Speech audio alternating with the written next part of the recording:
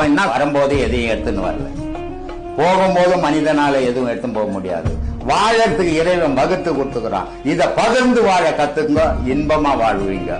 ஆனா தனக்கே சொந்தம்னு வாழ்ந்து இரும்பு பட்டியல போட்டு கூட்டினா கூட உங்களுக்கு உபயோகமற்று போகும். உங்களுடைய மரணத்துல ஒரு சோடா வாங்கி ஊட்ட கூட குடிக்க முடியாத நிலை வரும். அதனால கொடுத்து பழங்க. அந்த அன்பு உங்களை காப்பாற்றும், அந்த தர்மம் உங்களுக்கு நிலை நிற்கும். அதுதான் என்னுடைய பெரிய இந்த உலகத்துக்கு நான் ஆரம்பத்திலிருந்து சொல்லிக்கிட்டு இருக்கிற வார்த்தைகள் இதுதான். இதை பின்பற்றினீங்கன்னா உங்க மனம் அமைதியா இருக்கும். Download Moj.